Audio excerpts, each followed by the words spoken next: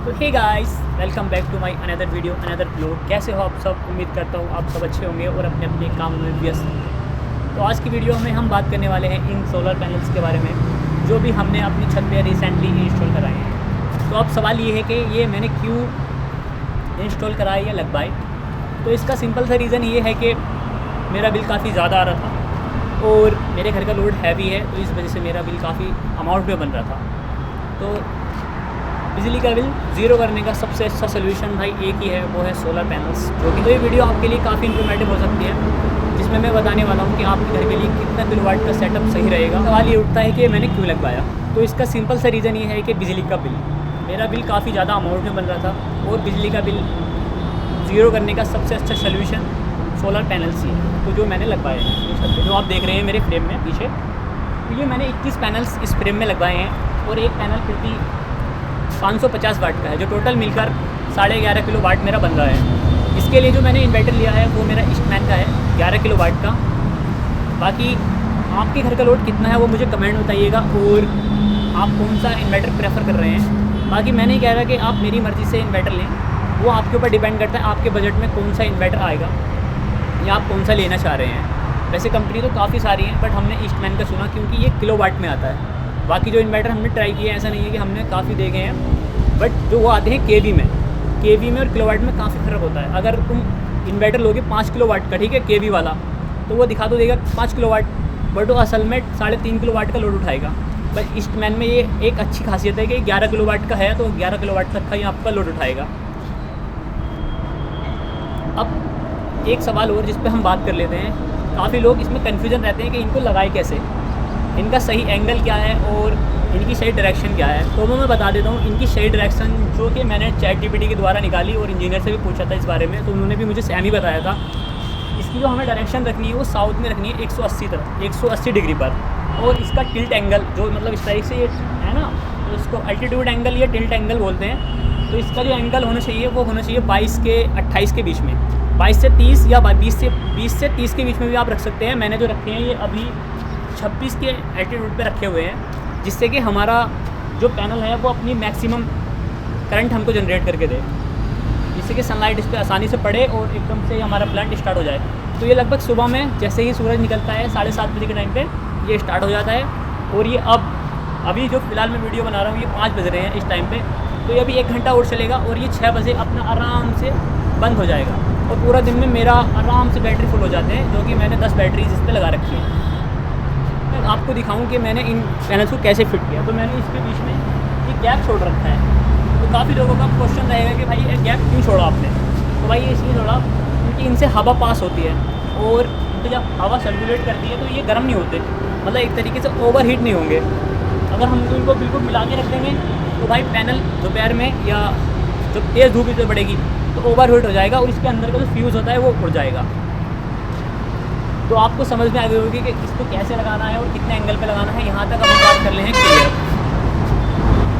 तो अभी हम बात करते हैं भाई इन्वर्टर मैंने कौन सा लिया है, वो मैं आपको दिखा देता हूँ। और उससे पहले मैं आपको इसकी कनेक्शन दिखाता हूँ कि कैसे हम इसके कनेक्शन करते हैं। तो गाइस नीचे से कुछ इस तरीके से हमने इसको लगाया है और यहाँ पे हमको फ्रेम में फिट करने के लिए हमने यहाँ पे यूज़ किया है भाई नट्स का और बोल्ट्स का, जो कि हमने एक बजट तरीके से एक फ्रेम बनाया है अपने यहाँ के लोकल मिस्त्री से। अगर कंपनी वाला स्टैंड हम ले रहे थे वो काफ़ी महंगा बैठ रहा था और इससे हल्का बैठ रहा था, मतलब वो काफ़ी हल्का था और ये काफ़ी हमने हैवी में बनवाया है। तो हमारे पैसे थोड़ा एक्स्ट्रा लगे बट हमारा काम अच्छा हो गया। कनेक्शन इसके ये हैं, बस ये दो, एक इसका माइनस है और ये इसका प्लस है। प्लस और माइनस करना है। बाकी जो मेन लाइन आएगी वो हमारी आएगी यहाँ से, जो हमारा फर्स्ट पैनल है ऊपर वाला, इससे एक वायरिंग आ रही है जो यहाँ से पूरा जाके इनको सबको कनेक्ट कर रही है, जो इसका प्लस है। एंड देन ये प्लस इसका यहाँ पे आके यहाँ पे जुड़ रहा है, जो इसके मेन ये हैं, इसमें इसका प्लस आ रहा है। बाकी जो मैंने आपको दिखाया सारे माइनस ऐसे ही जुड़ के आ रहे हैं, minus plus minus plus minus plus, फिर इसका यहाँ का माइनस आया और वो माइनस भी यहाँ पर आ गया। तो ये 3 लाइन की साथ की 3 लाइनें हैं, तो सबका प्लस माइनस एक जगह आके यहाँ पे जॉइंट हो गए। फिर यहाँ से 2 वायर जा रही हैं सिर्फ इन्वर्टर के लिए, जो कि 12 mm की हमने यूज़ की है, स्टील वायर वाली। और हाँ, मैं आपको एक बात और बता दूँ, आप इसमें कॉपर वायर मत यूज़ करिएगा। बहुत से ऐसे होते हैं मतलब जो इलेक्ट्रिशियन होते हैं वो कॉपर वायर डाल देते हैं इसके अंदर, तो कॉपर वायर ज़्यादा लोड नहीं उठा पाती स्टील की वायर के मुकाबले में। तो आप स्टील की वायर यूज़ कीजिएगा जो कि अच्छी कैपेबल है और काफ़ी अच्छा लोड उठा लेती है। तो मैं आपको इन्वर्टर की तरफ लेके चलता हूँ अपने आप। तो गाइज़ अब हम बात कर लेते हैं अपने इस इन्वर्टर के बारे में। ये है ईस्टमैन सोलर स्मार्ट मैक्स 11100। जो इसका मॉडल नंबर है वो आप गूगल पे या कहीं भी ट्राई कर सकते हैं, या ईस्टमैन के जो भी डीलरशिप है उस पर जाके आप पता कर सकते हैं इस इन्वर्टर के बारे में। इसका सारा वो आपको सीजरा निकाल के दे देंगे, मतलब इतना कैसे कैसे है रेट वगैरह में, वो भी मैं आपको बता दूंगा मुझे कितने का पड़ा। तो अभी हम इसके लिए बात करते हैं ये कितने किलोवाट में है। तो ये एक 11 किलोवाट का इन्वर्टर है जो कि MPPT टेक्नोलॉजी पर काम करता है, और इसके अंदर ग्लाइड मोड भी है। अब काफ़ी लोग कन्फ्यूज होंगे भाई ग्लाइड मोड क्या होता है। तो ग्लाइड मोड मैं समझा देता हूँ भाई क्या होता है आसान भाषा में। अगर हम कहें जैसे कि इसके अंदर हम लाइट के तार भी ऐड कर दें और वायरिंग जो ऊपर से आ रही हैं वो भी हम इनको ऐड कर दें, तो ये दोनों एक साथ वर्क करेंगी। अगर किसी वजह से धूप नहीं निकलती है, मौसम ख़राब होता है, तो ये जो हमारी बैटरीज रखी हैं इसके नीचे वो लाइट से चार्ज होएंगी, इन्वर्टर ऑटोमेटिकली स्विच हो जाएगा लाइट के ऊपर। और अगर जैसे अभी काफ़ी मौसम अच्छा निकल रहा है, धूप अच्छी हो रही है, तो ऑटोमेटिकली अभी स्विच जो है मतलब पैनल्स पे स्विच है अभी इस टाइम पे बिल्कुल, तो उसी से ये चार्ज कर रहा है। तो ये इसका ये मोड होता है। तो अब हम बात कर लेते हैं इन बैटरीज़ के बारे में। तो हमने जो इसमें बैटरीज लगा रखी है, ये हमने इसके अंदर 10 बैटरीज इंस्टॉल कर रखी हैं, जो कि एक बैटरी 230 AH की है। अभी हम बात कर लेते हैं इसके लोड के बारे में, आप इससे क्या क्या चला सकते हैं ईजीली। तो अभी मैं अगर पर्सनली बताऊं मैं इस पर क्या क्या यूज़ कर रहा हूं। 8 दिन मुझे हो गए हैं इसको इंस्टॉल करा हुए और काफ़ी अच्छा रिस्पॉन्स मुझे इससे मिल रहा है। तो मैं इस पर एक AC चलाता हूं 5 स्टार, जो कि रात में कंटिन्यूस चलती है सुबह के 7 बजे तक। एक तो AC हो गई, और मैं अभी जो इस पर चला रहा हूँ 3 फ्रिज चला रहा हूँ, और एक इंडक्शन हो गया, वॉशिंग मशीन्स हो गई 2, और फ़ैन हो गए, और लाइटें तो बेसिकली जलती हैं, तो उनका काउंट करना ना करना एक जैसा ही है। बाकी जो हैवी लोड होते हैं ओवन और इंडक्शन वो भी इस पर आसानी से चल जाते हैं। बट यही है कि आपकी बैटरीज डाउन हो जाएंगी, और AC के लिए आप अगर लगवा रहे हो प्रेफरली या किसी भी सामान के लिए, तो ये लोड आपका डाउन होगा। हाँ, अगर आपको इंडक्शन चलाना है या ओवन चलाना है या हैवी लोड जो भी आपको यूज़ करना है, आयरन यूज़ करनी है, तो आपको दिन में यूज़ करनी पड़ेगी, क्योंकि रात में इतना कैपेबल नहीं रहता, क्योंकि बैटरीज डाउन हो जाएंगी, फिर आपको सुबह चार्ज करनी पड़ेगी, फिर वही रहेगा सिस्टम। तो ज़्यादा हैवी लोड इस पर रात में न डालें। दिन में आप इस पर बेफिक्र जो आपको चलाना है वो चलाइएगा। जैसे मैं रात को चलाता हूँ ना AC, तो लगभग डाउन हो जाता है, ये मान के चलो हाफ अगर 50% भी डाउन हो जाता है, तो सुबह को 11 बजे तक इसकी बैटरीज आराम से फुल हो जाती है। फिर ये जो सारी लाइट है जो पैनल से डायरेक्ट इसमें अंदर करंट आ रहा है वो पूरे घर को सप्लाई दे देता है, मतलब इसका कटआउट काट देता है बैटरीज का, और ये डायरेक्ट चलाता है सारा सिस्टम। उसका लोड अभी कितना लोड ये शो कर रहा है, अभी सारा कुछ फ्रिज चल रहे हैं और वॉशिंग मशीन चल रही है, जिसका लोड अभी ये काउंट करेगा। देखो अभी शाम का टाइम है, फिर भी 286 वोल्ट ऊपर से आ रहे हैं।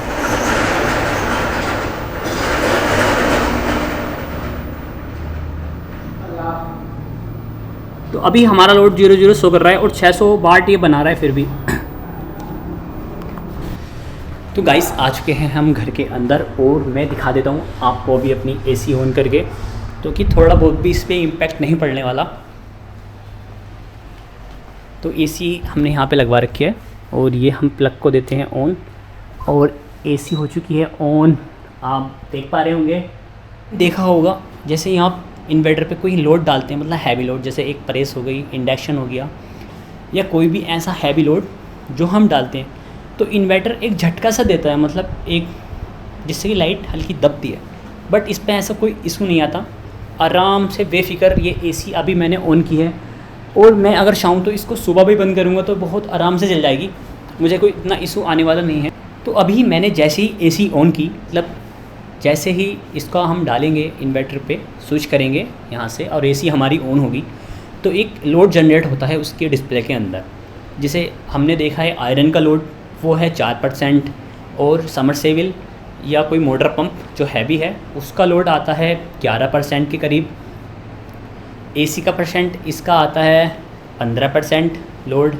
सारा लोड काउंट करके हमने देखा है रात में, तो वो 45 से 50% पे जाता है बस, इससे ऊपर हमारे घर का लोड नहीं जाता, क्योंकि रात में लाइट्स बंद रहती हैं और फ़ैन चलते हैं, कूलर चलते हैं, एसी चलती है, बस यही नॉर्मल सा एक लोड होता है घर का। और शॉप पे जो भी हमारा काम है वो तो सारा बंद ही हो जाता है। तो दिन का हमारा लोड जो भी शॉप का है वो हमारे पैनल से निकाल के दे देते हैं डायरेक्ट, क्योंकि इन्वर्टर की बैटरीज बजे तक फुल हो जाती हैं। तो बाकी जो इन्वर्टर वो फ्री चलता है, मतलब डायरेक्ट लाइन दे देता है हमारा लाइट ऊपर से जो भी आती है पैनल से बन के करंट, वो हमारा डायरेक्ट डिस्ट्रीब्यूट कर देता है सारे घर में। तो हैवी लोड हम अपने दिल में चला लेते हैं। बाकी एसी रात को हम बेफिक्र चलाते हैं अपनी। और ऐसा नहीं है कि मैंने एक ही एसी लगवा रखी है इस पर, मैंने 2 एसी चला के देखी है। तो 2 एसी पे दिक्कत ये पड़ती है कि ये सुबह को मतलब करंट तो इसमें बचता है, बट वही है कि फिर पूरा दिन ये चार्ज होता है। तो इससे अच्छा है कि आप एक एसी अगर 2 एसी अगर आप यूज़ कर रहे हो तो आप टाइमर पे यूज़ करो। मतलब 4 घंटे का टाइमर लगा दो रात को 12 बजे के टाइम पे, सुबह 4 बजे वो बंद हो जाएंगी। रूम आपका बेहतरीन ठंडा रहेगा, कोई दिक्कत नहीं आने वाली, बेहतरीन तरह से परफॉर्मेंस दे रहा है अपनी। बाकी अभी हम इसकी कॉस्ट के बारे में बात करेंगे।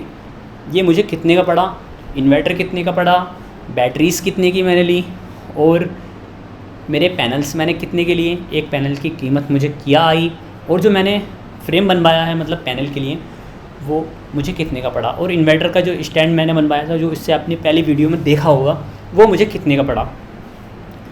तो अगर मैं कॉस्ट की बात करूं कि मुझे कितने का पड़ा है तो वो हम चलते हैं आराम से डिस्कस करते हैं बैठ के, ठीक है। तो गाइस अभी हम बात करते हैं अपने कॉस्ट के बारे में कि हमें कितना कॉस्ट आया, कितना पैसा हमने इस पर इन्वेस्ट किया और हम इसे कब तक अच्छी तरीके से यूज़ कर सकते हैं। तो सबसे पहले हम बात कर लेते हैं पैनल्स की। जो मुझे एक पैनल पड़ा 2500 के करीब, 2500। ये पैनल मैंने अब से 5 महीने पहले ले लिए थे। नवंबर या दिसंबर के बीच में ये पैनल्स मैंने अपने ख़रीदे थे।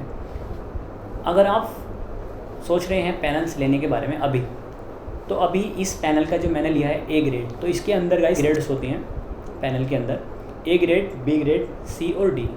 अगर आप डी ग्रेड का लेंगे तो आपको 1000 से 1200 के करीब का पैनल मिल जाएगा, बट वो किसी काम का नहीं है क्योंकि वो पावर जनरेट नहीं कर पाते। तो आप ए और बी में ही जाइएगा। बाकी मैंने पैनल्स नए ले लिए, बट ये नए के जैसे ही हैं। तो मैंने एक डीलर से ख़रीदे थे। तो इस पैनल की कॉस्ट मुझे, एक पैनल की कॉस्ट 2500 रुपये के करीब पड़ी, जो कि मेरा बनता है 2500 गुणा 21 पैनल, तो 52,500 के हमारे पैनल हो गए। और हमने बनवाया फिर इसके लिए स्टैंड, और इसकी वायरिंग की हम बात कर लेते हैं। तो इसके स्टैंड में जो मैंने आपको दिखाया वीडियो में वो हमें कितने का बैठा, तो वो मोटा मोटा अगर मैं हिसाब लगाऊं तो लगभग 21 से 20 हज़ार के करीब वो मुझे पूरा टोटल बैठा, जिसमें मिस्त्री साहब की मजदूरी भी थी और जो हमने पैनल छत पे चढ़वाए वो भी, सारा कुछ इंक्लूड था हमारा, जो हमें 20,000 का बैठा या 21,000 का, हम 20,000 जोड़ लेते हैं मोटे मोटे। तो ये हमारे 72,500 हो गए। अब आती है इन्वर्टर की बात। तो इन्वर्टर ये लगभग 1 लाख के करीब ये इन्वर्टर है। ये 11 किलोवाट का है।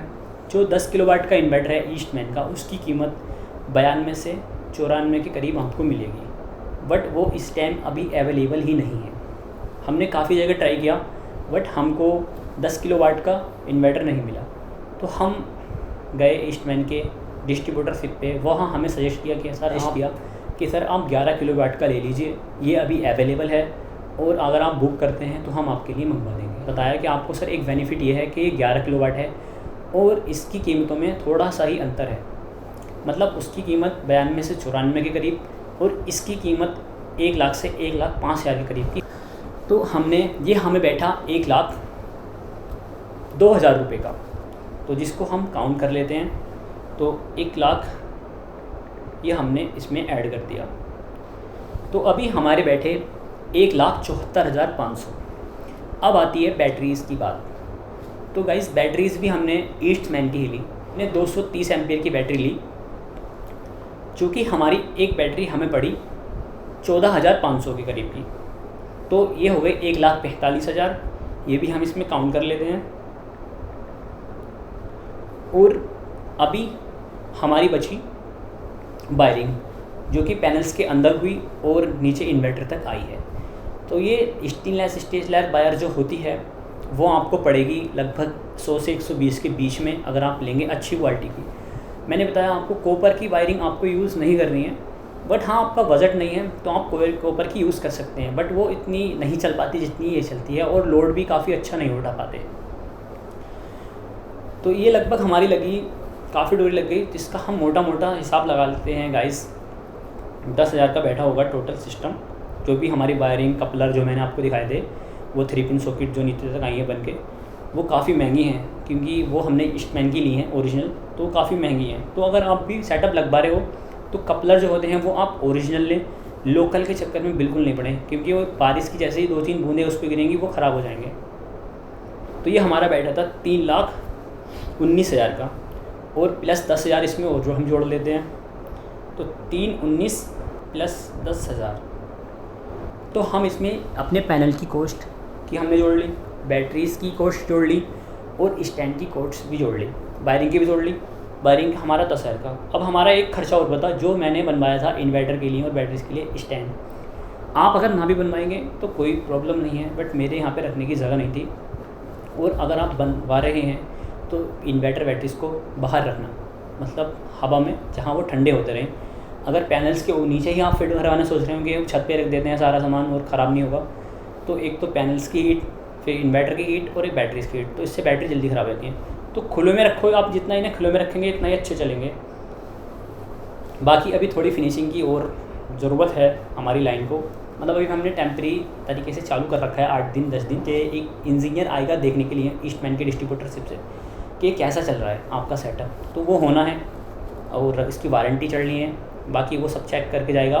और इसके अंदर एक खासियत ये है कि इन्वर्टर के ईस्टमैन में आप इसको मोबाइल पे देख सकते हैं, इसका सारा ऑपरेटिंग सिस्टम, मतलब कितना लोड बना रहा है, कितना कैसे यूज़ किया हमने, और कितने यूनिट हमने दिन के बैटरीज़ में गए और कितने हमारे लाइन पे गए।